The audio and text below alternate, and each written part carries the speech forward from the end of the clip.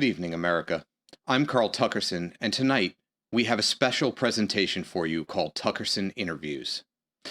The series allows you, the viewer, to sit down with me in the interview chair and meet some of the world's biggest stars. Tonight, our guest was supposed to be Sir Paul McCartney.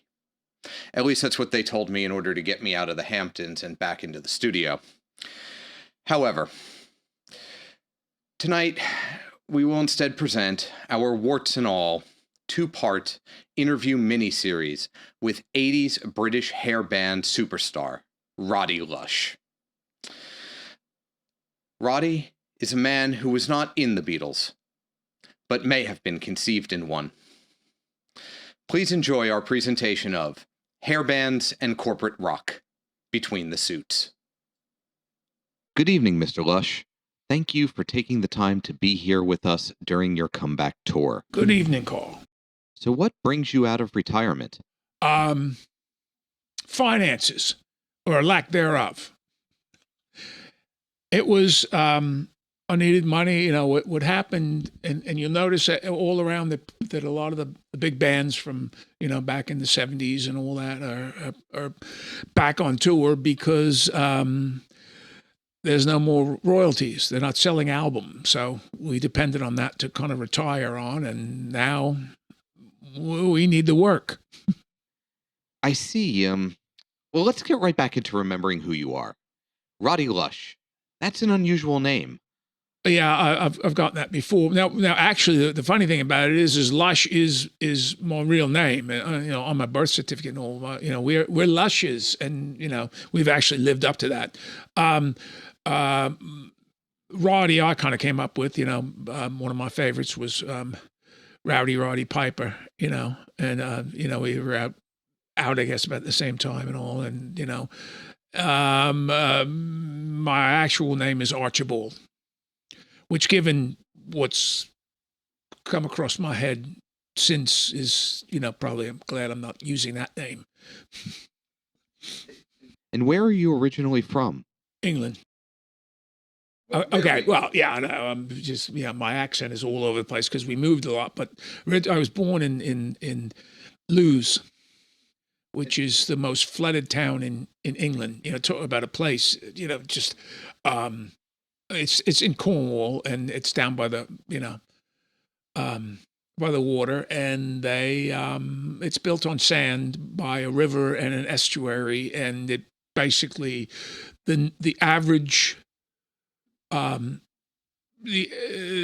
town is on average flooded. And do you still live there? No, I'm a tax exile. I'm living in America. Oh, well, did you become a U.S. citizen? I did. I held my hand up, all that. Now I'm on the winning side from 1776. Right.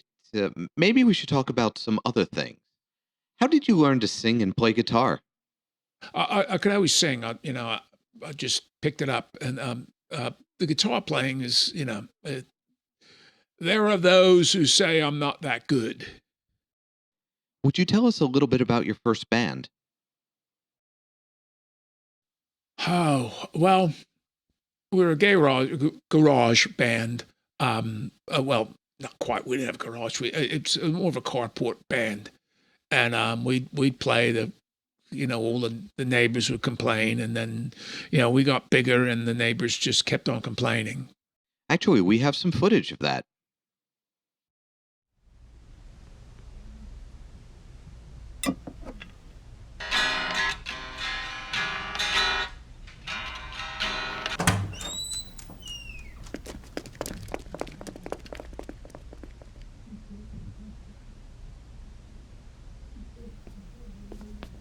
Damn kids.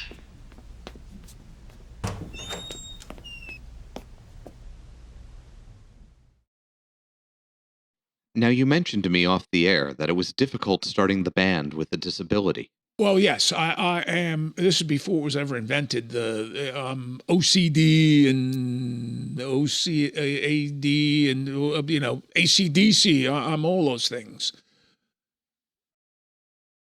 It says here that you were also working on an autobiography. Wait. Roddy, can you take? Yeah. Okay. Thank you. Yes. Well, it's a biography, because it was an autobiography, but then the guy who was writing for me, um, well, hold it.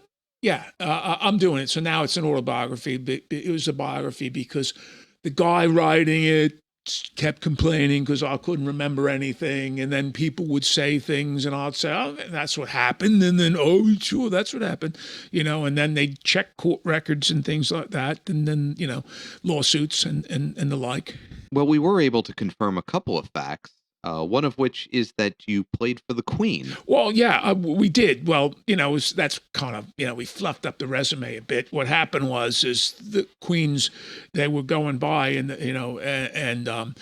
we jumped out with the instruments and started playing, and then the bobbies made us stop. Another fact is that you spent some time hanging out with Andy Warhol. What was that like? Oh, that was great. I mean, great parties. All the most famous people were there and all that. And that was, I was having a good time because that's like one of the heights of our fame. And then I nicknamed him A-Hole because I think Andy A, Warhol, Hole, I thought it was cute. He didn't. I didn't get to go to any more parties. Being in a scene with people like Warhol and being in a band, did you ever get into doing drugs? That's the rumor. Yes, I did do a pharmaceutical or two. But your bandmates have sobered up since then. I heard that. Yes. Before we got together, I heard that they were, Roddy still drinks heavily and all that sort of stuff. Though I assured them that I've cut my drinking back to days ending in Y and Catholic holidays. Are you clean now? Well, I mean, if I had to pee in a cup for a job, I don't think I could. But compared to rock and roll people, I'm clean. In addition to the drugs, I would assume that, being in a band and all, you must have had a lot of women in the audience that were just dying to meet you. Oh, it was one of that was. I think that's a Rolling Stones reference. There was a lot of great,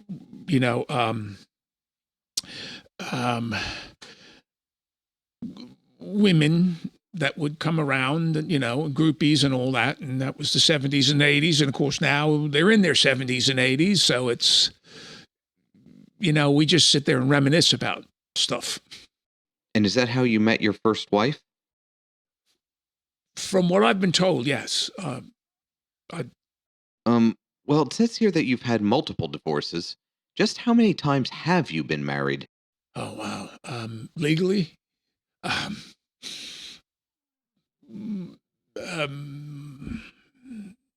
don't know, 4 or 5, something like that. Of all your relationships, your second marriage was the longest. Yes, yes, that's. I agree with that. It was the longest. I attribute that to a lot of touring and, again, pharmaceuticals and drinking. And there are reports that you have as many as 24 children? Well, but you can believe what you believe. I mean, some of it is rumors I started, but I'm pretty sure a lot of those children, I'm Mick Jagger's daughter. I'm not his daughter. That sort of thing. That kind of. My God, you must be paying a fortune in alimony. Well, yeah, when they catch up to me, yes, Which brings us to your new hit, She Stole My Heart, Then She Stole My Money. Would you play some for us? I do, yeah. Oh, good thing you didn't take the guitar away. Okay, hold on. Let me see, because I'm not sure if this is in tune. I mean, we've been playing the whole evening.